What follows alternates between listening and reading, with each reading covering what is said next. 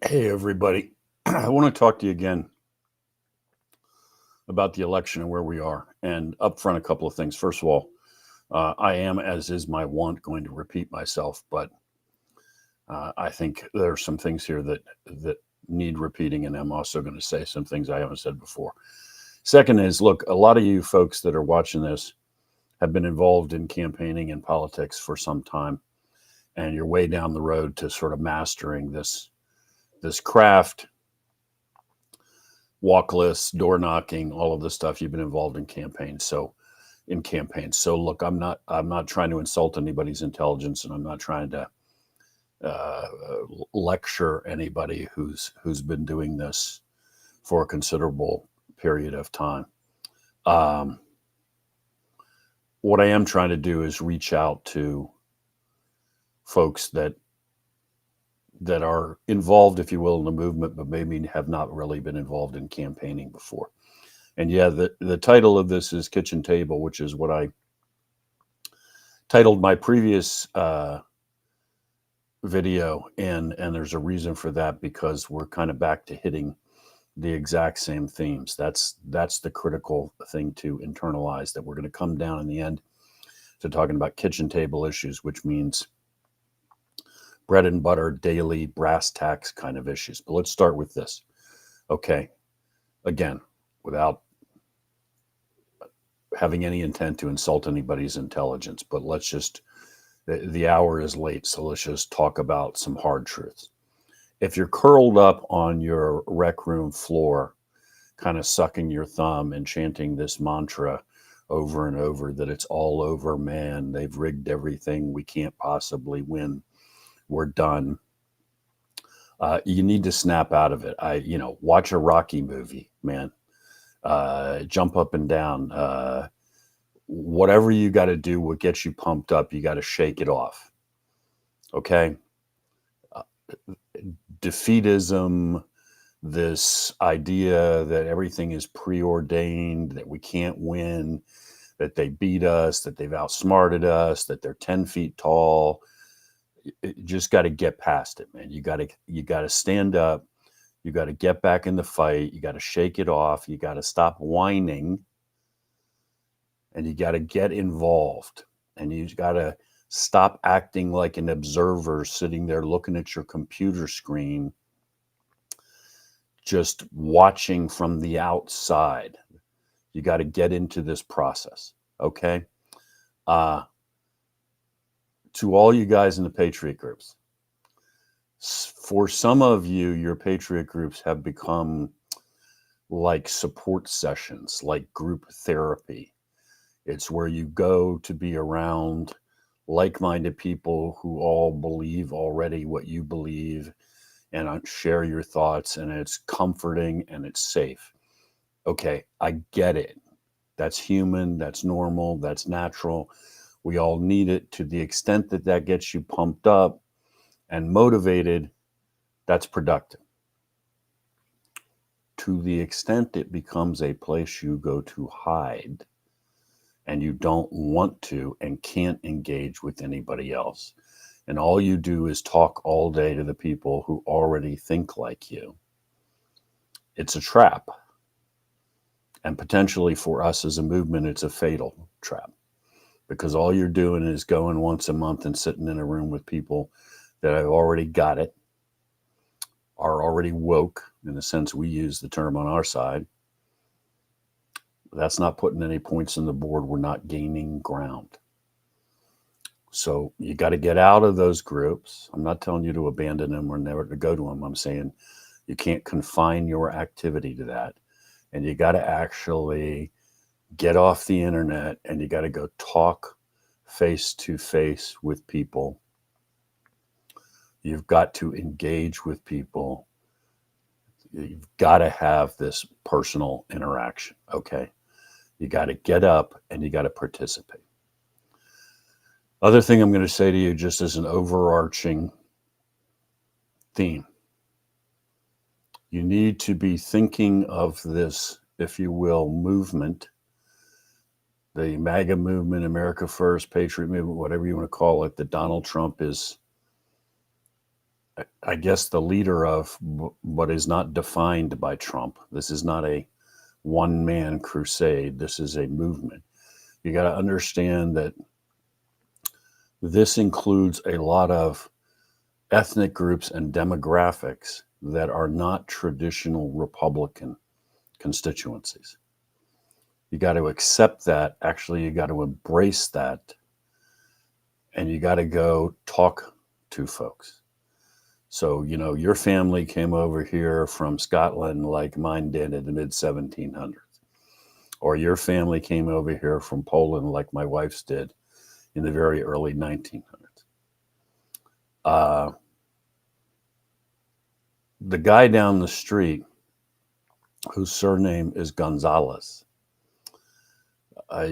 first, given the way the Spanish settled North America, may have actually been in what's now the United States in the Southwest 300-400 years before you guys got on a leaky boat in Europe and sailed over here. Point is, he's an American cit. He works his butt off. He's very religious. He's family oriented. His last name is Gonzalez, does not make him a sympathizer with guys coming in from Venezuela who are a member of a crime ring. So get past it, right? Stop putting yourselves into tribes and pigeonholes, which is, quite frankly, where the opposition wants you to be. Reach out and talk to people and embrace people. And you know what you're going to find? You're going to find one heck of a lot more commonality than maybe you thought there was. Okay? Reach out. I don't care about color, ethnicity, and quite frankly, this has nothing to do explicitly with any one particular religion. Okay, your neighbor that immigrated from India, who's a Hindu, is really deeply religious, a business-oriented guy, a guy who asks for nothing from anybody, a guy who came here looking for a chance to make a new life for he and his family. Okay? In other words, he's a guy like you that shares your ideas, your ideals, and your values. And you may be an evangelical Christian and he may be a Hindu, but you know what you're going to find? You're going to find one heck of a lot more commonality. The people who run the Democratic Party are largely a bunch of white liberals with significant amounts of money and graduate degrees in various things that theoretically make them educated. And quite frankly, I think they're racist as hell, because their analysis boils down to, if you're a person of color, whatever the heck that means, you must support the Democratic agenda. Not true, folks. Not true at all.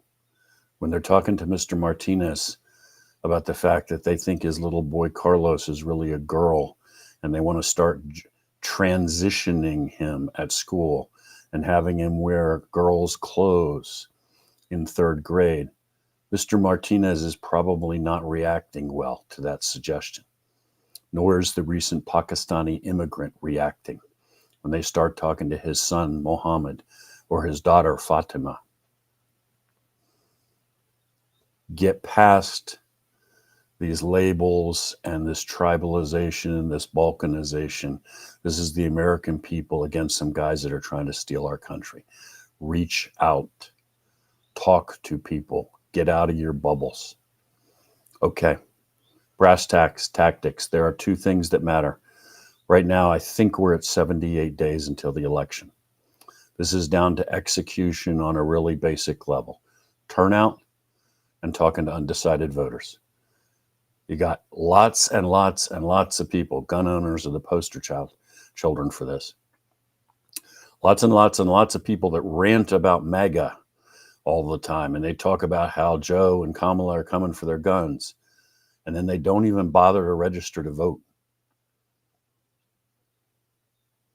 We got to change that. You got folks all over this state that are totally dependent on the natural gas industry, which in Pennsylvania means fracking, because 90% of the natural gas comes from fracking.